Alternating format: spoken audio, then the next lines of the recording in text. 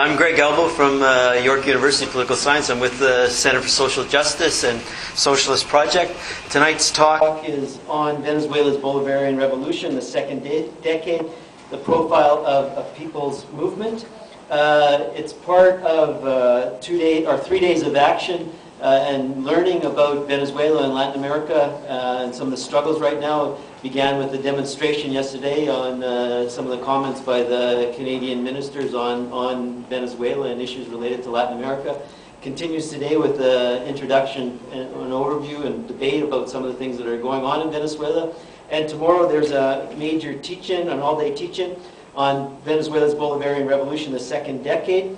They're sponsored by OPERG at the University of Toronto, the Center for Social Justice, Barrio Nueva, Hands Off Venezuela, the Louis Riel Bolivarian Circle, the Latin American Solidarity Network, Latinas at Canada, Socialist Project, Venezuela We Are With You Coalition, the Toronto Bolivarian Solidarity, and the Toronto Haiti Action Committee. So there's a very large numbers of groups and activists involved with Latin American Solidarity coming together to sponsor today's talk, yesterday's demonstration, and tomorrow's teaching.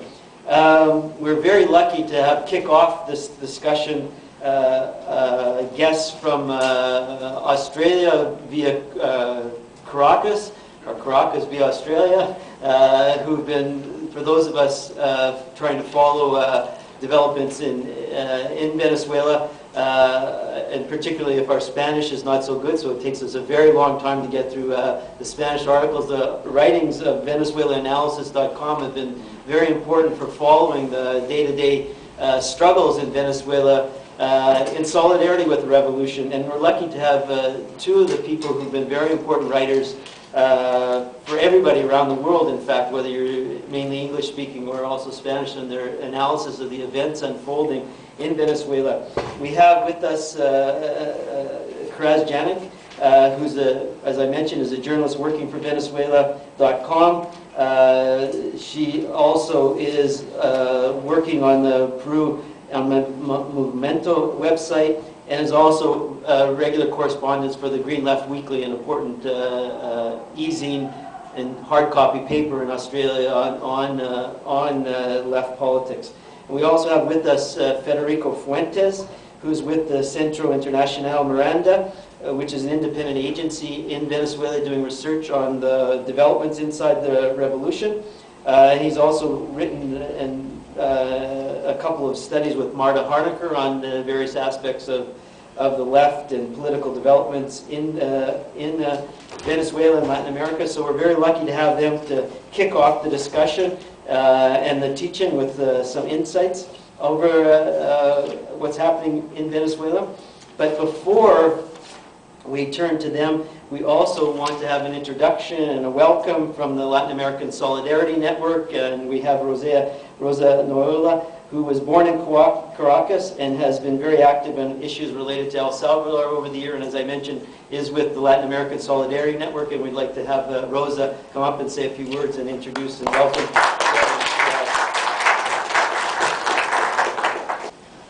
Thank you very much. I'll be very brief because I'm sure you all want to hear what Kiraz and our guests want to say. I'm representing the Latin American Solidarity Network. We are a coalition of solidarity groups that have been working for Latin America in the Toronto area. And our organization is, we consider that it's very important because for the first time we can get together and plan what action we will have to take depending on whatever is happening in Latin America. We do share resources. We are an organization that takes action. We are a political organization. With the coup in Honduras, we went to the streets. We lobbied the Canadian government to change their position on Honduras and the Honduras issue. We are very concerned about the military bases in Colombia. We are very concerned about the importance of keeping the Bolivarian revolution. And we also believe that education is very important, and at the same time that we share the resources, we brainstorm ideas of what to do and how can we share our concerns, share our knowledge, and learn also. So we have information at the entrance. It won't take very long, but yesterday we had an activity in front of the Venezuelan consulate in support of the Chavez Revolution, and if you want to keep updated, we do have a website, and we will be very happy to send you information if you would like to help or be a participant of these important issues that are concerned, and we can have an input and we can make a difference. Thank you very much. I think Kiraz is going to kick it off with some discussion of the international dimensions of the Venezuela struggle. So Kiraz.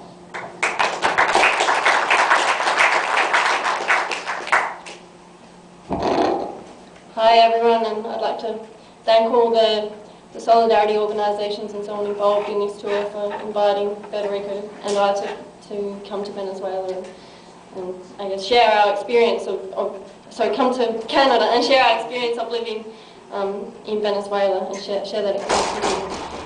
I think there's, as many people here are aware, the Bolivarian revolution in Venezuela has not only radically transformed the face of politics internally inside Venezuela, but has also had a massive impact internationally, particularly across Latin America, but is also, I think, extremely significant for those of us in the left around the world, because it has once again raised the banner of socialism in the 21st century in the context of the global rout and global defeat of the experience of, or the project, or the attempt to build socialism in the 20th century. So I really want to look at and focus on the international dimension, or the international aspect of the Bolivarian Revolution and the process of Latin American integration. The Chavez government in Venezuela was the first of a wave of left governments that have been elected right across the region on the back of a continental-wide rebellion against neoliberalism. And an important, I guess, aspect or fundamental underpinning of the international policy of the Chavez government has been underpinned by the ideas of Simon Bolivar, Venezuelan-born 18th century Latin American independence fighter, whose dream was the dream or the idea of a united Latin America that was also independent of the United States.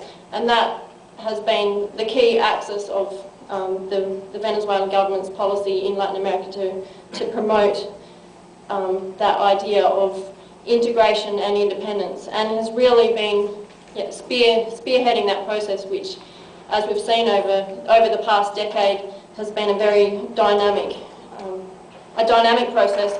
And the result of that has meant essentially that the United States, which has always viewed Latin America as its backyard, has lost political control of its backyard. I think some of I know this is the focus on the second decade, but I'm going to go through a little bit of the experience of the first decade of the process. And we began to see some very early indications of the independent politics that the Chavez government was going to, or the independent road the Chavez government was going to take. This was evident immediately after Chavez was elected, as is the custom in Latin America, following a presidential election, it's normal for the presidents to go on a tour around the region and meet all of their counterparts in the other countries, and also the tradition has been to go to the United States and to meet with the US president as well. Chavez, in his presidential tour, decided to go to Cuba, and this was also quite significant, to meet with Fidel Castro. And at that time, the US President Bill Clinton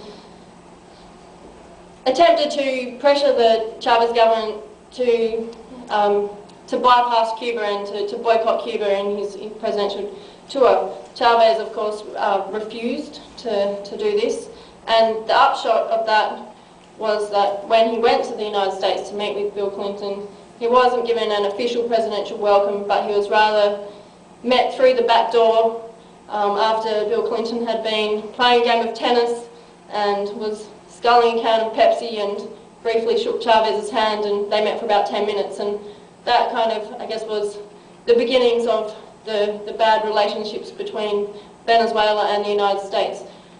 It wasn't simply just, I guess, the beginnings of an internal economic policies and so on that brought the Venezuelan government into conflict with the United States, but also a range of independent foreign policy positions that the Chavez government took. The second independent stance that the Venezuelan government took was in the aftermath of the September 11 attacks, when the United States launched its war on Afghanistan. And I mean, most of us here, I think, will remember that political period as a very defensive period for the left around the world. It was prior to the mass mobilisations against the war in Iraq, and the United States government using the political capital that it had gained via the World Trade Center bombings to I guess, stamp its mark on Afghanistan. And the Venezuelan government Chavez in particular, took a very clear stance against the United States invasion of Afghanistan. And there was this famous footage where he held up a photo of Afghani children and so on that had been destroyed and killed by US bombs, and said, we can't fight terrorism with terror. And that was another point of conflict in the early days between the Chavez government and the United States.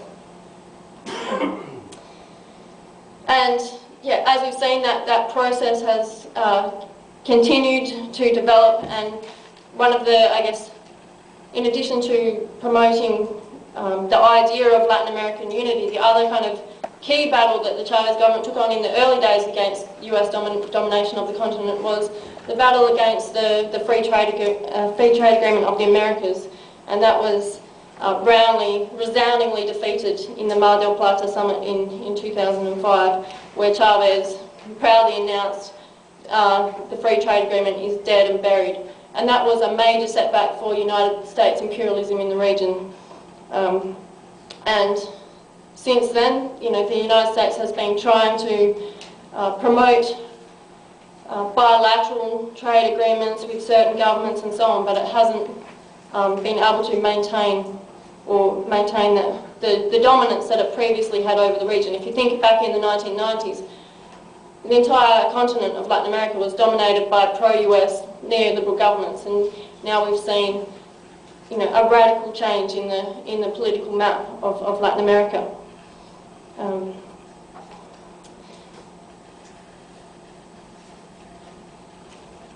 And over the past decade, this process has actually continued to advance, and so we've seen more and more left governments getting elected across the region, and I'm talking about left in the very broad sense of the term. So from the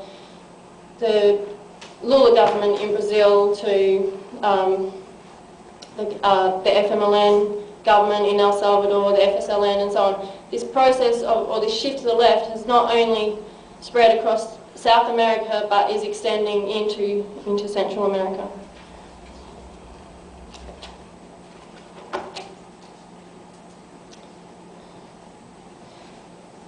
And through this process of the range of left governments, the Venezuelan government has been key towards pushing for the creation of new regional bodies, new regional organisations independent of the United States. So a key example of this is UNASUR, the Union of South American Nations, and that really began to come into being in 2008. I think the treaty was actually signed to form in 2007, but it began to have its first serious regional meetings and has come up with proposals. As yet they are still proposals, but proposals for a kind of a Latin American-wide currency, a Latin American-wide defence council, a whole range of proposals that seriously encroach on the interests of the United States. I think the other aspect of this, and the most, I guess, important aspect to understanding this process of Latin American integration and independence is that within this there's essentially, I think you can say, three main political strands within the process. On the one hand, you have the radical strand, and in some instances revolutionary, and that is reflected through Albo, the Bolivarian Alliance of our Americas, which was formed initially by Venezuela and Cuba in 2004. And the Albo process, I think, is it's extremely important in understanding the kind of radical left wing of this movement, because essentially the idea of Albo is it's not simply a counterweight to, or like a counter proposal to, the idea of a free trade agreement. One that is like a central and key aspect of it is that it is a fair trade agreement, so it has the economic aspect, but the other important aspect of that is that it's also a space for political integration between Latin American countries and governments, and also a space for cultural exchange and so on. So it's a lot more than simply just a fair trade bloc. It's actually key to the idea of promoting an independent Latin America and promoting independent economic policies as well as just independent political policies. And then as the process developed, that has expanded, that bloc has expanded to include Bolivia, of course, Ecuador, Nicaragua, and a range of Caribbean countries and so on that have also signed on to that agreement. Then I think the next kind of strand, or a political strand within this process, is really a bloc that is led or dominated by Brazil, which supports the process of Latin American integration, but really not in the radical sense that is being promoted by Venezuela, Bolivia and Cuba and the Albo countries, but really more as a means of boosting their position in relation to the world market. And a number of other countries tend to fall under the sphere of dominance of Brazil, and among that category I would place Argentina and Uruguay.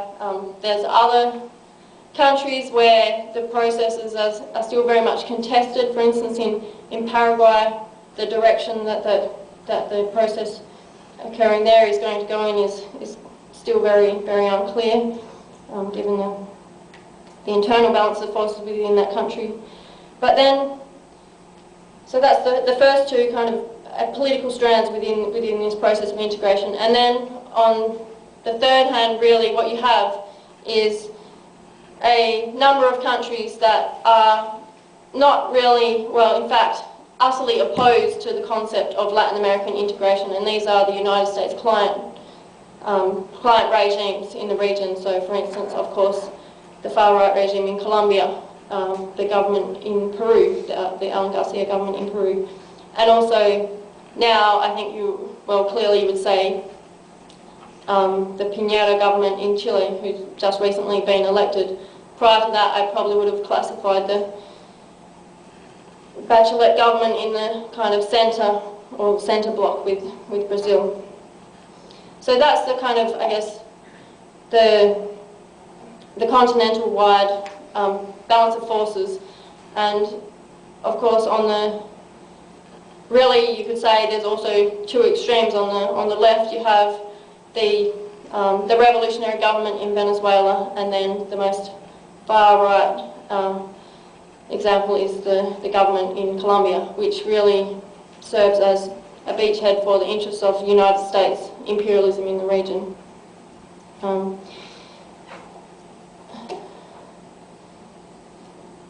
I think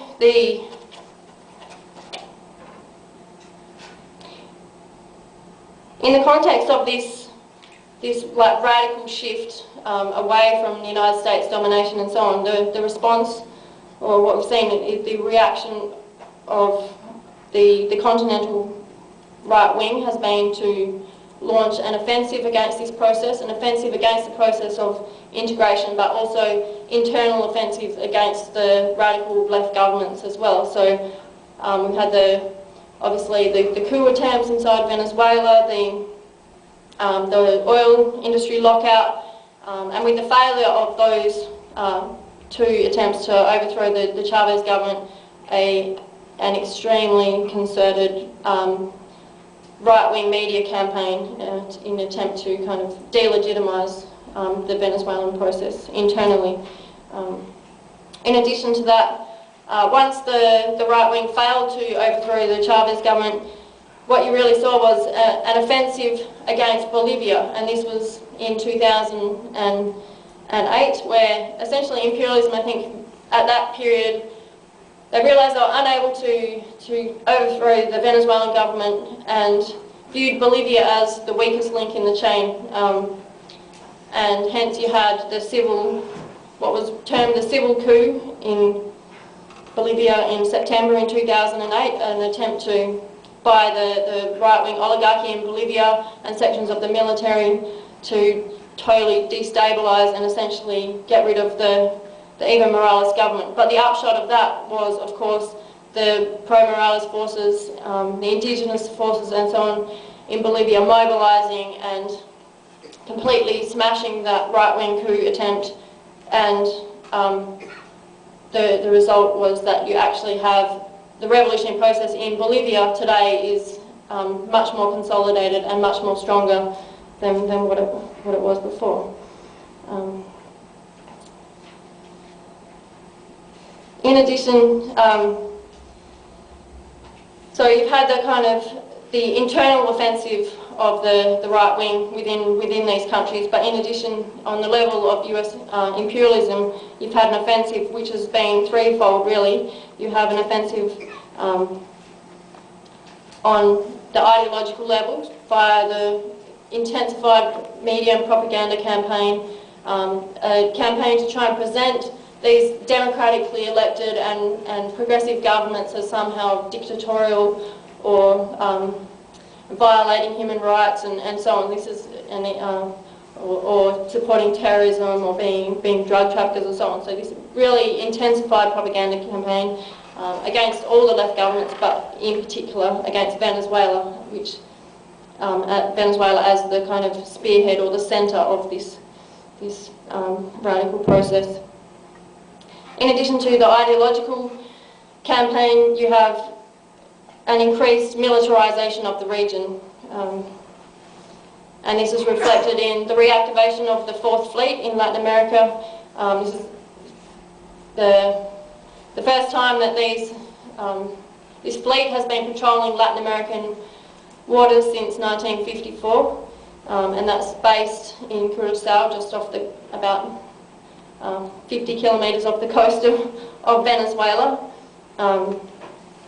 And also, in addition to that, the installation of the 7 military bases in Colombia.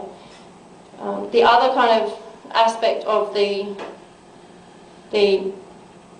militarisation of the region is, of course, or the resort to violent means, if you like, is the coup in Honduras.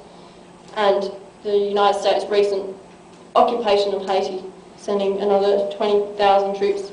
So in addition to that, I mean, all of this increased military build-up in the region contributes to a certain level of, I guess, psychological pressure on the revolutionary process inside Venezuela as well. And the other aspect of this is a diplomatic campaign against Venezuela, and that's been promoted in various ways. You'll regularly have United States diplomats come out and attack Venezuela. I'm sure all of you here are aware of Peter Kent's recent trip to Caracas, where he warned that democracy was under threat and free speech was under threat, supposedly in Venezuela. So it's really intensified diplomatic campaign, an attempt to try and isolate Venezuela and to try and to roll back this process. But I think in many ways this continental-wide offensive by the right wing and by imperialism, I don't think they've actually managed to achieve all of their aims. For instance, the coup in Honduras, I don't think they were expecting that as a result of that coup, a mass revolutionary people's movement would develop in that country, which, you know, and the fact that they haven't been able to gain political acceptance for the coup government in Honduras. As so far, there's only Colombia and Peru and Panama and about 5 countries that have actually recognised the coup government in Honduras.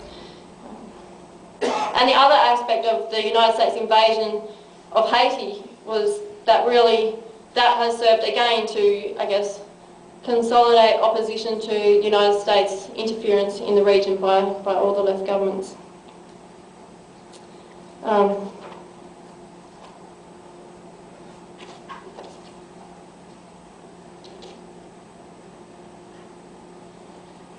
And yeah, so I mean, the upshot of this process has been that there's been some very significant developments and political defeats for the United States. In particular, last year, the Organisation of American States voted to accept Cuba as a member to the opposition of the United States, and can't remember how Canada voted on that one, but I'm pretty sure they voted against as well. US. Okay, so I mean, you know, this is after Cuba being kicked out of the OAS in 1961. You know, this finally comes to this position 48 years later of inviting Cuba back to the OAS, and Cuba took the position of, well, we don't want to be a part of the OAS because it's an organisation that serves to impose imperialist interests in the region anyway. But the very fact that all the Latin American countries, all the Latin American governments and Central American governments voted in favour of this, I mean, that's just another example of how much the United States has lost political control.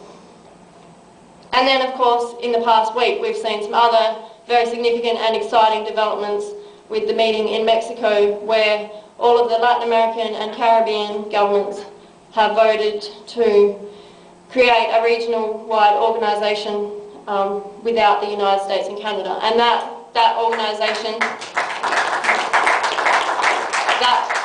that organisation will take form or take shape in a kind of initial founding congress that will occur in Caracas in Venezuela next year, which is quite significant as well. I think that kind of reflects the vanguard role, if you like, that Venezuela is playing in the process. I guess I just wanted to touch on one other aspect of the Bolivarian Revolution's international policy, which is not simply just a policy of promoting governmental integration and so on, but has been a policy of promoting coordination and links between the social movements in Latin America, the indigenous movements, in particular social movements of all the Albo countries,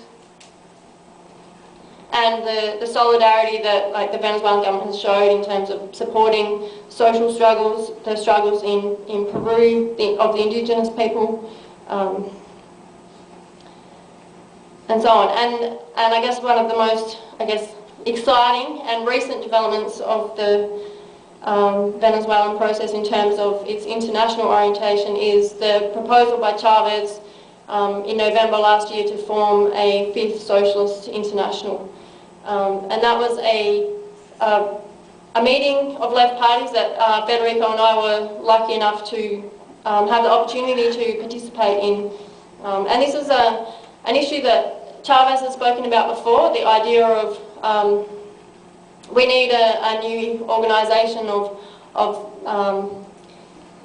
not just left parties but also left currents and social movements and so on. So Chavez has made that proposal, and that's actually sparked a huge debate amongst not only the Latin American left but the left internationally.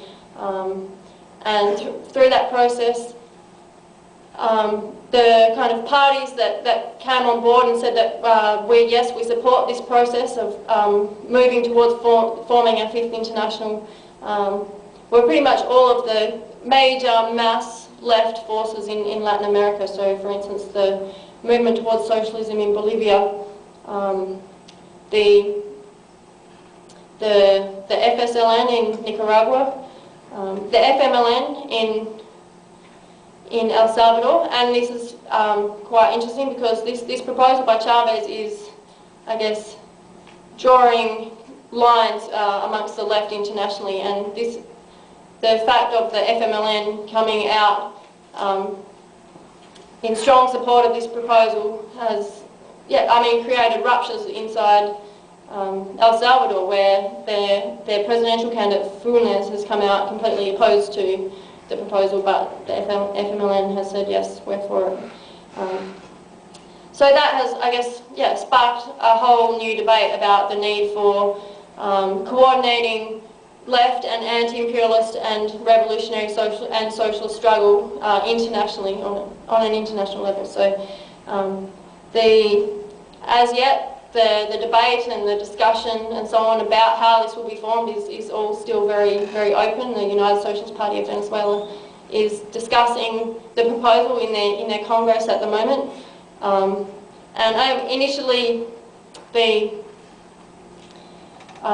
proposal by Chavez was to convoke an international left meeting in April this year. But as anyone who knows, or anyone who's been to Venezuela, you'll probably understand that things don't really run on time.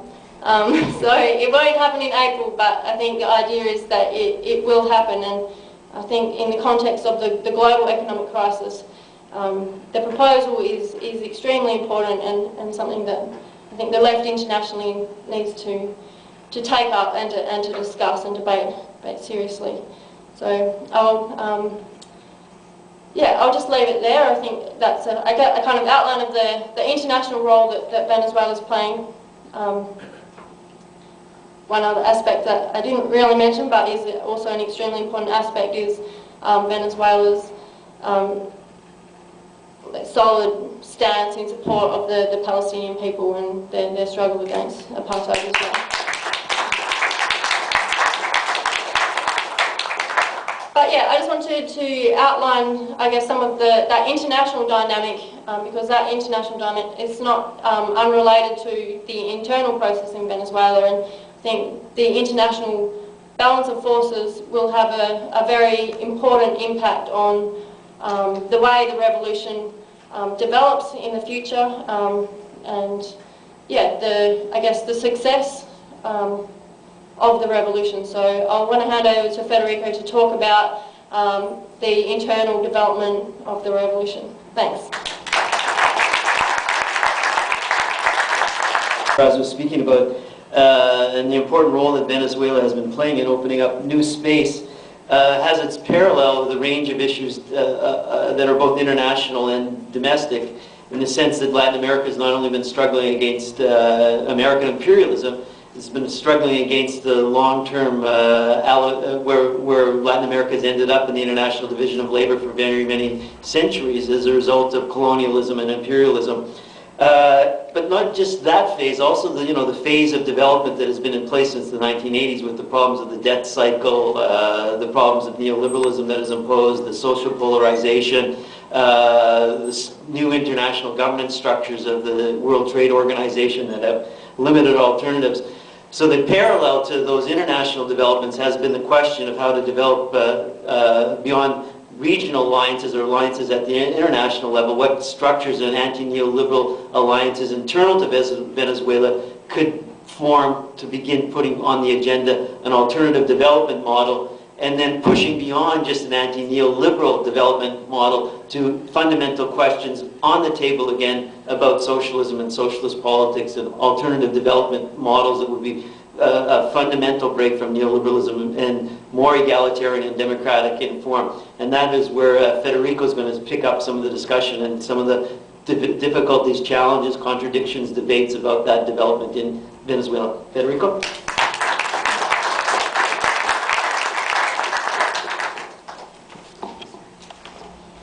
Yeah, I'd also like to thank all the organisers that were part of making this forum possible. In particularly also the Centre for Social Justice, who made it possible that both of us could be here in Canada, and also very much like to thank everyone who's braving the weather outside to make it along. The first winter storm. This is, yeah, I mean, the closest temperature we've had to this is at least 20 degrees warmer than what we've had, but it's very, very important to be able to be here and to be able to be part of this. Kiraz outlines very well the international importance of the Venezuelan revolution. So I wanted to focus my speech a little bit more on that aspect of a profile of the people's movement. And I wanted to begin, Kiraz mentioned it, talking about the first decade. Well, perhaps I'm actually going to begin in the pre-decade to that first decade. Today being the 26th, tomorrow being the 27th of February, of course will mark the anniversary of the Caracazo, the uprising that occurred in opposition to a neoliberal package implemented by the Carlos Andres Perez government at the time, which resulted in a generalised raising of prices, in particular in regards to transport, and which was only able to be put down after the massacre of an estimated 3,000 to 4,000 people over 3 to 4 days of protests all around the country.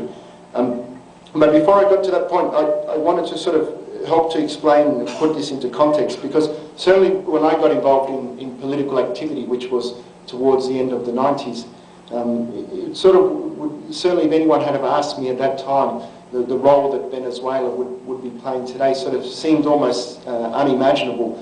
Certainly when I first got involved in political activity, I knew about the movement of the landless peasants in Brazil, I knew about the Zapatista movement in Mexico, I knew about the occupied factory movement in Argentina, and these were sort of generally pointed to as the most important, powerful social movements. I should add the indigenous movements in Ecuador and in Bolivia in 99. In Ecuador they overthrew their first president and would later go on over the next decade to overthrow at least 2 more. But I think there is an important aspect to looking at this, what in Venezuela is referred to as the first decade, to help to understand what has happened in the second and what we can envisage could possibly happen, at least in the first part of this third decade that we're entering into.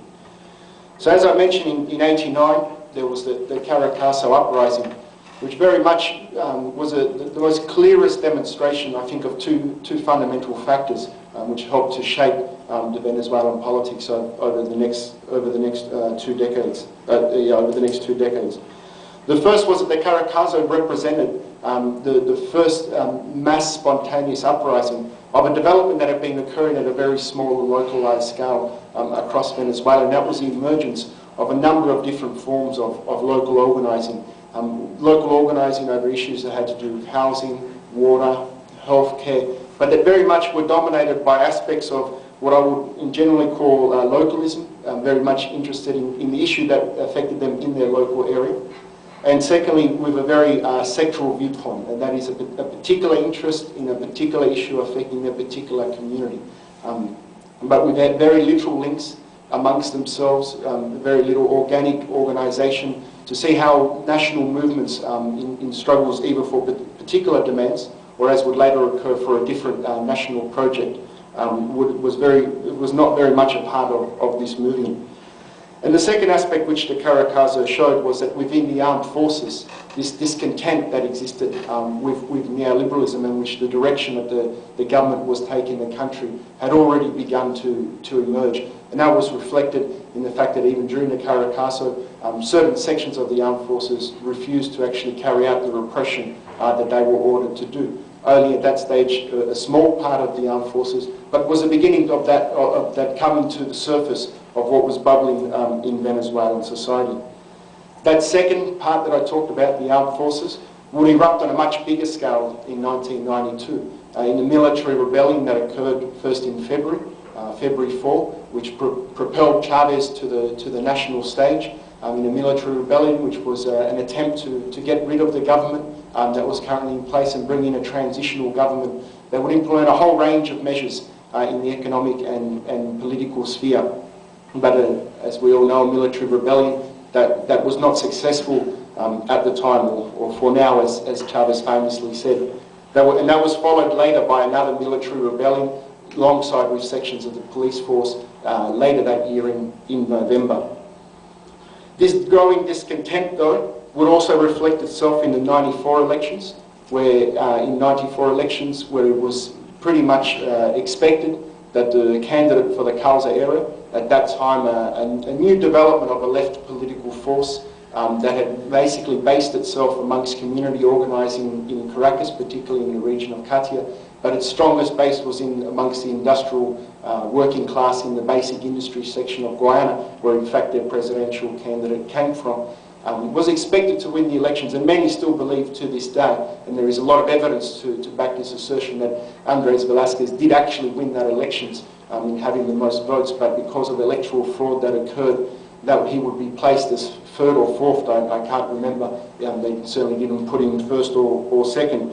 But that was also saw that the beginning of the breakdown of the two-party system that had dominated Venezuelan politics as a broader part of this breaking down of the social fabric that existed in Venezuela. This would then all culminate at the end of the first decade with the election of Chavez in 1998 and ushering the period of the second decade. What would this second decade be marked by? That was a struggle to implement the new national project that the Bolivarian movement represented, and in very large part was embodied by Hugo Chavez himself, which there are many aspects to, but fundamentally I think it can be defined by two important aspects. The first in the level of the necessity to replace a representative democracy with a new form of democracy, a participatory, protagonistic democracy as it's referred to in the Venezuelan constitution, where the people would not only just vote for others but would be active participants in shaping society. And that this would also have its reflection in the economic sphere, where the state would begin to play a dominant role, not an overwhelming dominant role, but would play a key role in controlling the strategic sectors, while there would be also the promotion of a new, what was referred to as a social sector, where the workers would participate in the running of their cooperatives or local factories. This attempt to implement this national project, one that of course was not compatible with what the previous governments and the traditional ruling classes had been accustomed to, led to a period of intense polarisation and class battles.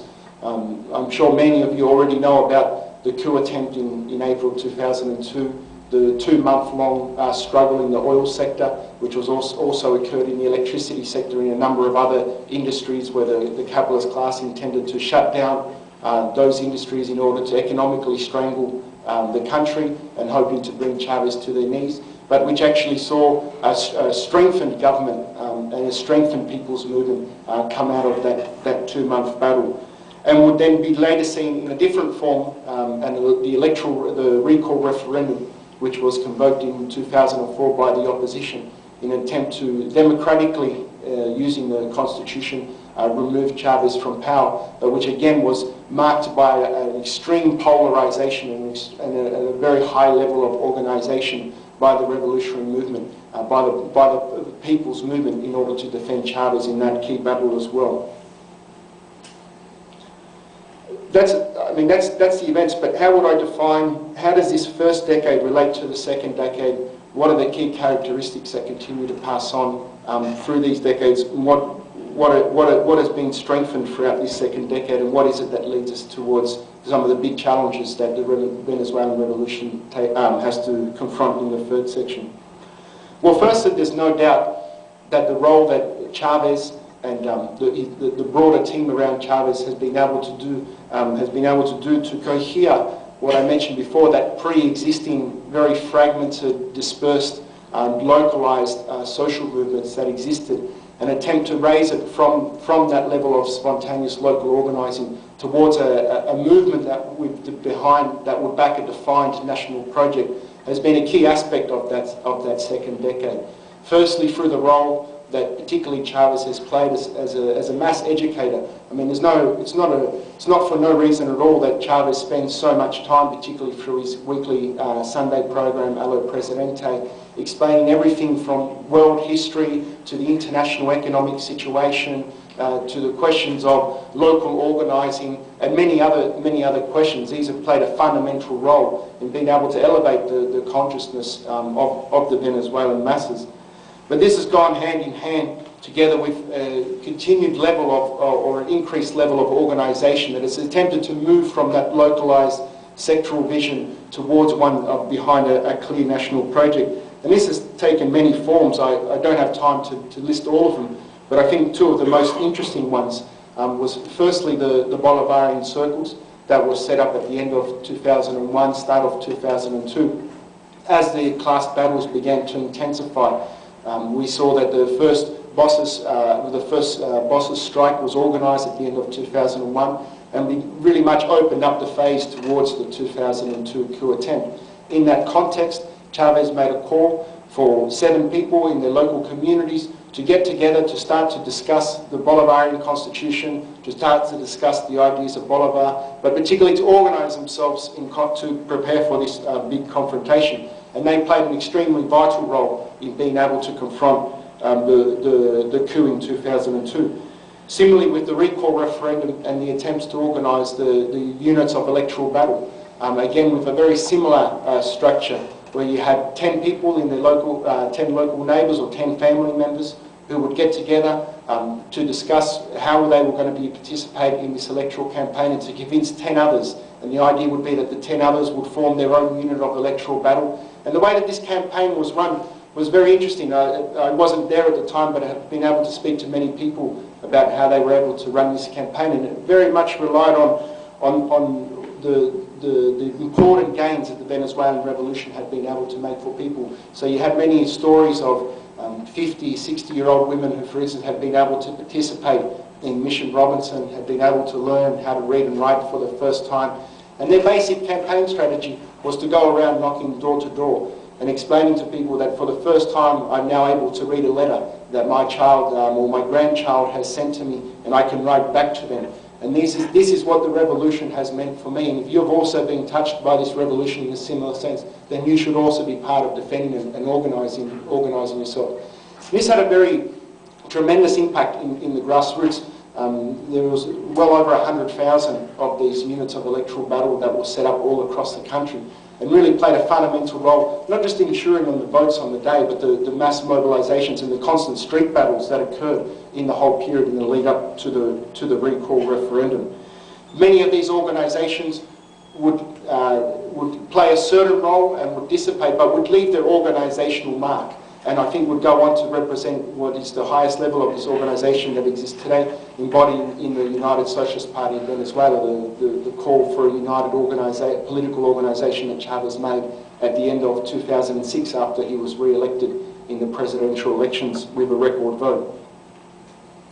But together with this level of political organisation has been a strong attempt to build up the social organisation as well of the masses. Many of the social missions, we hear a lot about the social missions, a lot of emphasis is placed on the important gains that have been made in social indicators, the eradication of illiteracy, the provision of free healthcare to large sections of society that have never received it. But I think a fundamental aspect that a lot of times is left out is how many of these social missions were based on these pre-existing organisations that existed. So for instance, the health social mission, the idea was not simply to just get a Cuban doctor or a Venezuelan doctor and stick them in a community, but was to ensure that in that local community there was already a pre-existing health committee, or one that was in formation, or encouraged the communities to form these committees, and that they would work daily with the Cuban doctors to carry out a census in their local community of what were the major challenges and health issues facing the community, to carry out vaccination campaigns and encourage people to come to the local consultation room where the Cuban doctors were providing these services. And it was these local organisations that existed but were all disparate, very much were brought together in the construction of these social missions in an attempt to really construct a new state from below. I mean, it's not a surprise that the government would implement this policy of the social missions. It sort of seems difficult to think, well, why do that when you already have a health ministry? But that is because many of these ministries were never built, or their functions was never to provide healthcare for the people. These were always institutions that have been built there and whose role was essentially to maintain and to promote the private sector, and that is what continued to happen in Venezuela. And in order to go around that bureaucracy, we saw the creation of these social missions, we saw the creations of the Bolivarian universities. And I think the most fundamental aspect, in which it points to a big important challenge for the third decade, was the creation of the communal councils. Because this was an attempt to move beyond just the localised and sectoral visions, but to bring these different committees together. And this is how the communal councils first came about, because many of these things were not just things that the government decreed and people began to do, but many people began to see in their local communities that, on the one hand, one group was fighting for healthcare issues, another group was fighting for education issues, another group was fighting to have access to water. But they realised that actually together, firstly, they would be stronger, but secondly, they would be able to work together to figure out, well, what were the key, most vital issues that that community was facing, prioritise those issues, campaign to make sure they could do that with the help of the government, with the funds that they received, be able to concretely tackle that, and through that experience of self-organising and working together, begin to further empower themselves and get to the point where today there is talk, and there are already some 187 communes are in place to move beyond just the very localised issues, but to start to discuss the issues of entire communities, of entire cities, of entire rural towns and villages, and the challenges that they are facing.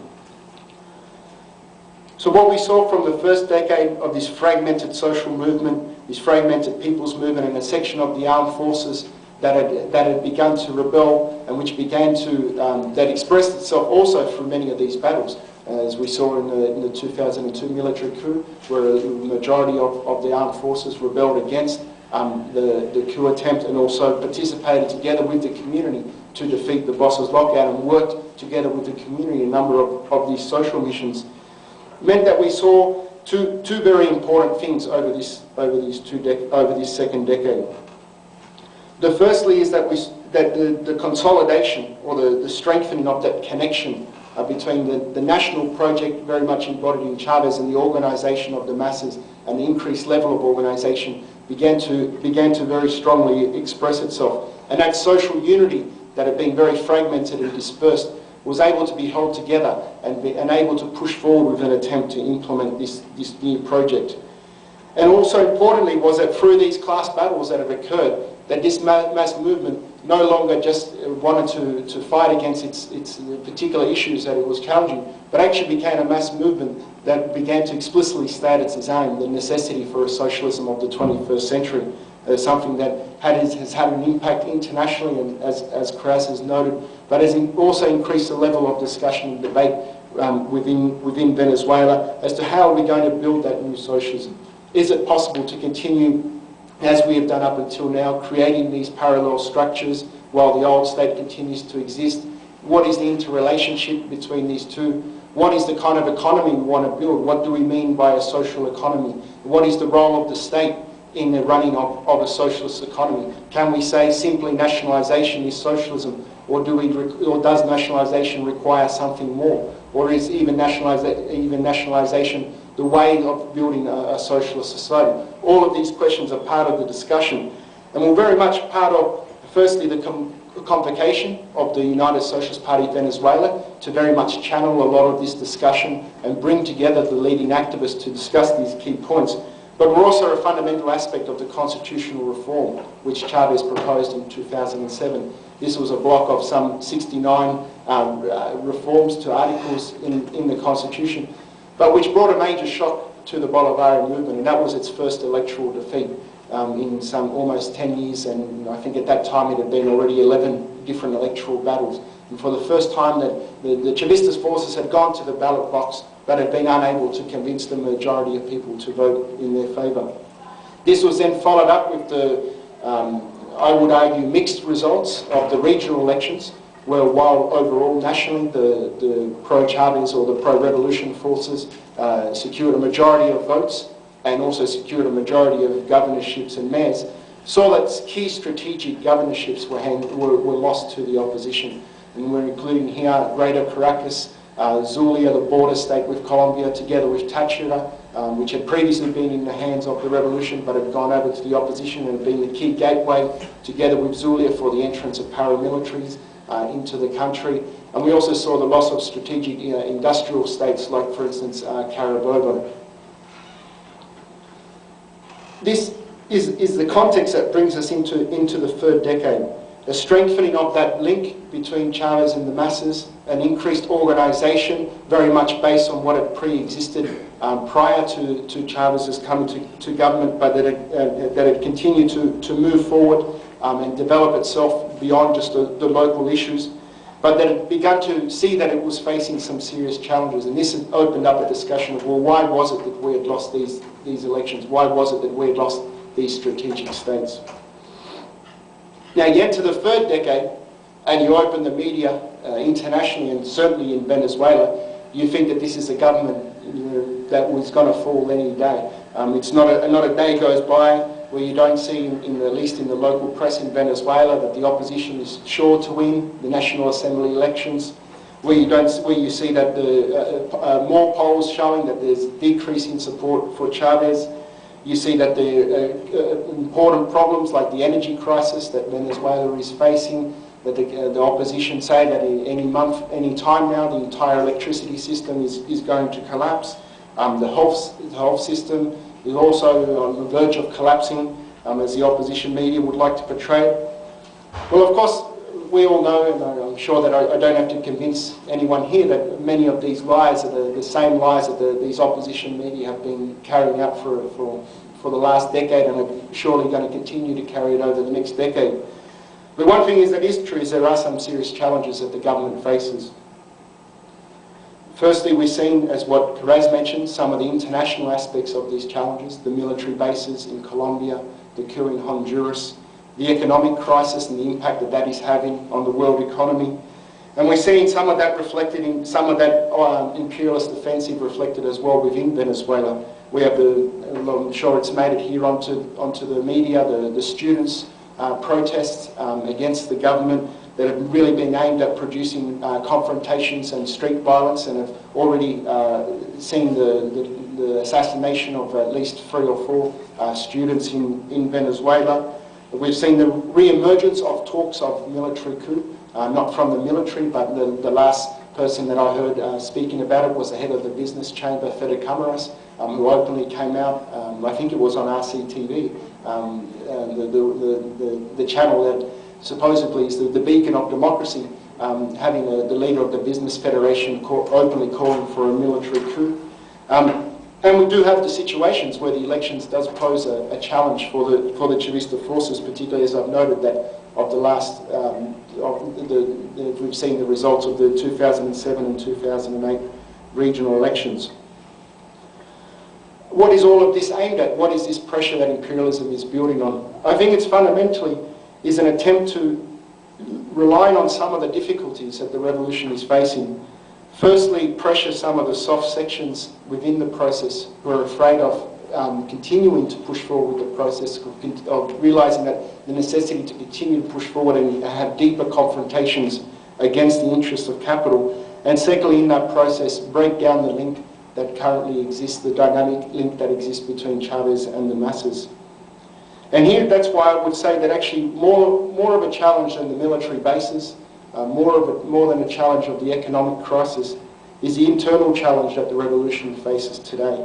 I think this is really the biggest challenge that it faces in being able to confront those other issues. Because I think if that social unity that has been able to be maintained, I think if that continued political strategy that up until now has been maintained of the necessity to move forward to confront capital every time it moves against the revolution is maintained, I think these are issues that in large part can be tackled. This of course does not make it an easy road, and it of course does not rule out the possibilities of much deeper confrontations and battles, including one can mention military invasion or military confrontation. But I think this is the big challenge that the revolution is currently facing. We're beginning to see that now. We can see this in the economic sphere, where the debate has opened up about how to continue or how to build a new productive model in the context of an economy that 10 years later fundamentally maintains the same characteristics as it had 10 years ago. In large part, the capitalists still control the majority of the economy. The private sector continues to make up the overwhelming bulk of the economy. How do we confront this? Will this be done by conciliating and working together with sections of capital who are interested, if we give them enough incentives to make profit, to work with the government? Or is it going to be necessary to confront these sectors deeper in the context of an economic crisis, which means that all revenues are falling, independently of whether oil prices are going up and down, and the impacts that the decrease in tax revenues also have in the government budget and its inability to redistribute that wealth. And we've already seen the beginning of the first clash in that level, or at least the first victim of that confrontation, which is the governor in Lara, a governor who recently resigned from the governing party, from the United Socialist Party of Venezuela, who maintains that his position is still within the process, and that's why he has joined another party that has supported the Chavez revolution, but who's immediately, his first step after resigning and joining the new party was to say that he would not support and he would not implement the government decree or the government announcement to nationalise some of the warehouses and storage houses that Polar, the largest Venezuelan food company, has in the capital of Lara in Barquisimeto.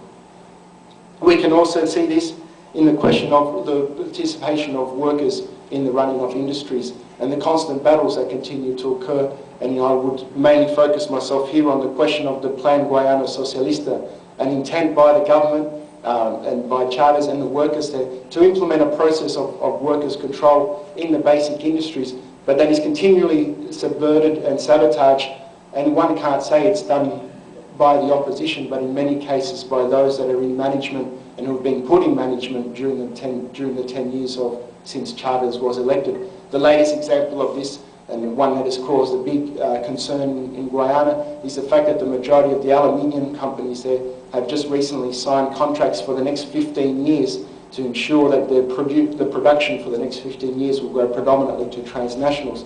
Now, of course, that makes it very difficult for workers to control what they produce, how they produce it, and for whom they produce it, if for the next 15 years it's set in stone that this production will be sent to transnationals outside of Venezuela. And I think this battle is also occurring within the context of the need to continue to promote the independent development of the communes. The necessity that the communes can't just be seen as an attempt to show in the numbers how many communes have been created, but an actual attempt by working together with those in the government and the people who are interested in pushing the process forward to build these communes as the real foundation blocks of the new state that so much as Chavez has been emphasising in the last period. All of this is the challenges as they face, and I wanted to finish off by looking at, well, given this situation, what can we expect, at least in the next period of this third decade? Thirdly, I think that there's no doubt that the September National Assembly elections is going to be a crucial battle in Venezuela. I think there's no doubt that the opposition have an extremely high chance of at least ensuring that the pro-revolution forces don't win 2/3 of the National Assembly.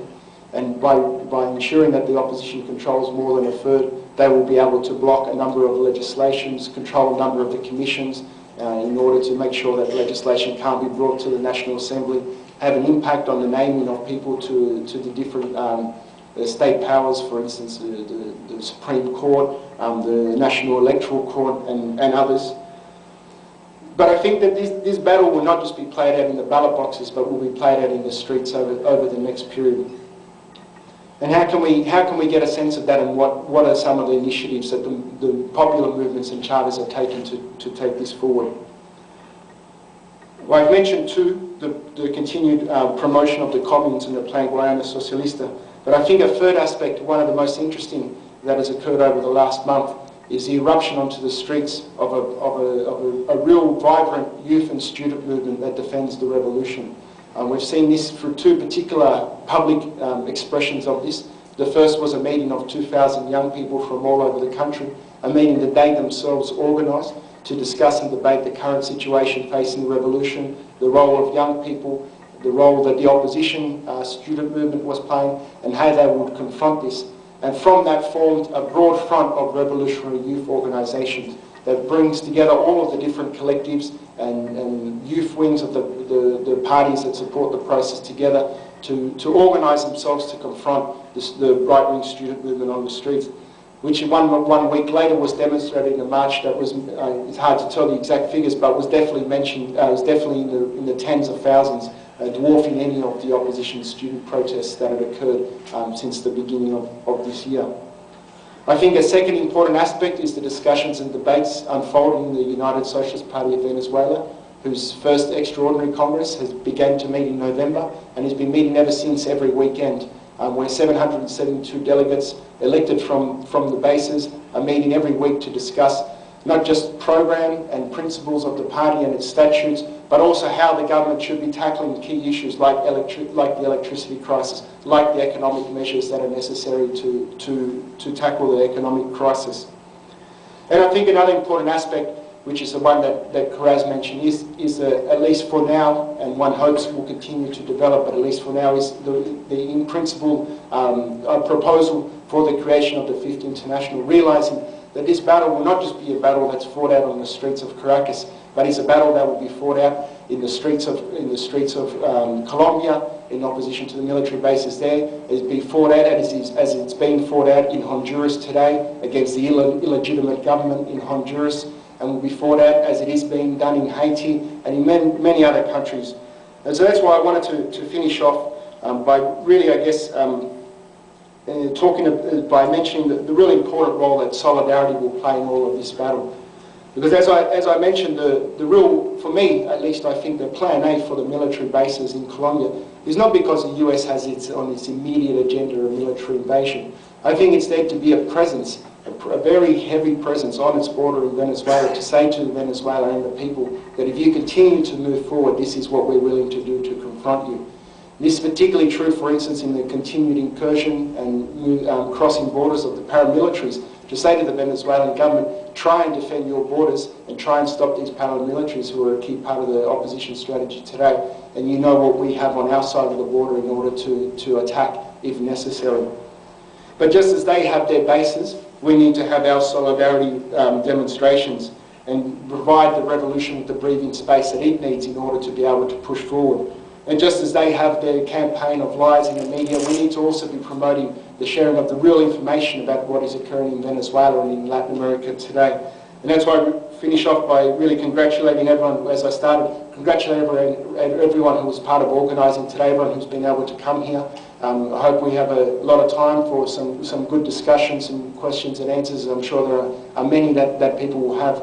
But it's important as well to see how people can get involved in the solidarity work, because that is going to be a crucial part of a lot of these challenges that I've outlined today in my talk. So thank you very much.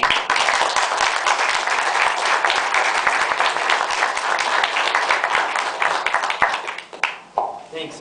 I was fortunate to be in Caracas for the recall referendum as one of the international observers, and experienced that story you were talking about in one of the barrios, where the older woman came up clutching the Constitution and saying it gave her capacity to read it. It was absolutely evident on the streets everywhere. What you just mentioned is what's also been important about the Venezuelan revolution for us. It's not only what its importance for the Venezuelan people themselves, but it's for the block of interest that is formed challenging American power in the region.